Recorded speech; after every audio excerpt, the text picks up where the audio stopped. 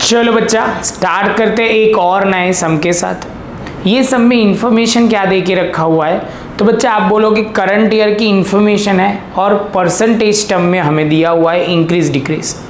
हमारे पास क्या नहीं है, तो आपको बेस ईयर या आप बोलो प्रीवियस ईयर का हमारे पास अमाउंट भी नहीं है और इंक्रीज डिक्रीज भी कुछ भी नहीं है। जो भी इंक्रीज हो रहा है डिक्रीज हो रहा है वो नहीं है। तो अब स्टार्ट करते हैं, पहले क्वेश्चन पढ़ना और सम को आगे ले जाते हैं। तो यहाँ पे complete the comparative profit and loss statement of D for the year ended on 31/3/2016 and 17। तो यहाँ पे आपको इन्फॉर्मेशन में current year and base year दो इन्फॉर्मेशन दी हुई है।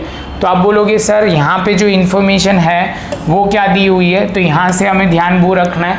सबसे पहले पर्टिकुलर नोट नंबर, ये जो हमारा 2016 है, जो आप बोलोगे सर 2016 इसका मतलब, और ये दूसरा ईयर है 17, तो हमारा प्रीवियस ईयर 2016 17 में प्रीवियस ईयर, ये इंक्रीज डिक्रीज है और इंक्रीज परसेंटेज दिया हुआ है। फर्स्ट ऑफ ऑल बच्चा हमें जैसे स्टार्ट करना है तो एज यूजुअल हम करते हैं वैसे ही स्टेप बाय स्टेप लिखते जाते हैं। तो हम लिखते जाएंगे प्रीवियस ईयर, जो आप बोलोगे सर प्रीवियस ईयर हमारा जो हर बार होता है, जो हम लिखेंगे PY 31/3/2016। क्लियर। सेम वे आप बोलोगे sir current year is equal to CY is equal to 31/3/2017। तो ये क्लियर हुआ।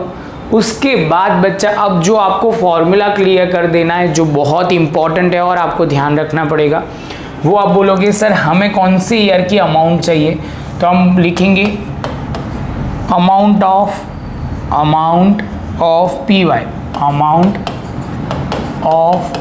PY इज इक्वल टू कौन सी अमाउंट दी हुई है, तो आप बोलोगे sir amount of current year into आप बोलोगे 100 और नीचे लिखोगे 100 प्लस चेंज इन परसेंटेज। तो ये आपको क्लियर करना है। यहाँ तक पॉइंट क्लियर। अब बच्चा ये वाला पॉइंट हम ध्यान से करना, ये एक बार लॉजिक क्लियर तो आपको बहुत प्रॉब्लम नहीं आएगी। पहले सब में जो इन्फॉर्मेशन, जो मतलब हमारे में इन्फॉर्मेशन है वो क्या है, तो यहाँ से आप बोलोगे सर स्टार्ट करते हैं। सबसे पहले हमारा जो सेल्स है उससे स्टार्ट करते हैं। सेल्स हमारे में क्वेश्चन मार्क है, तो हम लिखेंगे sales amount of current year, जो आप बोलोगे सर 10 लाख है, और यहाँ पे आप बोलोगे सर ये 100 और 100 प्लस परसेंटेज जो हमारे होंगे कितना 25। तो हम यहाँ पे लिखेंगे 10 लाख इंटू 100 डिवाइड बाय 125। तो ये सॉल्व करोगे बच्चा तो क्या आएगा, तो यहाँ पे आप लिखोगे 10 लाख इंटू 100 डिवाइड बाय 125। तो ये हमारा आ जाएगा 8 लाख। क्या आ जाएगा बच्चा, तो 8 लाख। तो यहाँ पे हम लिखेंगे सबसे पहला पॉइंट 8 लाख, यहाँ पहला पॉइंट। क्लियर। अब ध्यान से देखो, दूसरा भी पैरेलल हम करते ही जाएंगे। तो यहाँ पे आप बोलोगे सर ये क्वेश्चन मार्क थोड़ा गायब कर देते हैं, ये क्वेश्चन मार्क गायब, यहाँ पे भी गायब। चलो तो आप बोलोगे सर देखो यहाँ पे 8 लाख से 10 लाख हुआ, तो ये आ जाएगा 2 लाख। क्लियर। चलो अब आगे चलते हैं। तो यहाँ पे अदर इनकम दिया हुआ है, तो अदर इनकम आप बोलोगे सर ये अदर इनकम में क्या लिखेंगे, तो 4 लाख एज इट इज़ लिखा हमने करंट ईयर की अमाउंट, और यहाँ पे आप बोलोगे 100 प्लस परसेंटेज, तो 100 प्लस 100, यहाँ पे 100 दिया हुआ था प्लस चेंज इन परसेंटेज, तो आप बोलोगे सर ये 200। सॉल्व करते हैं तो 2 लाख आएगा शायद से, तो 4 लाख इंटू 100 डिवाइड बाय आप बोलोगे सर 200, तो ये आ गया हमारा 2 लाख। तो 2 लाख होगा, तो यहाँ पे हम लिखेंगे 2 लाख, और ये आप बोलोगे सर यहाँ पे भी आ जाएगा 2 लाख। आई होप बच्चा आपको समझ में आ रहा है ये पॉइंट।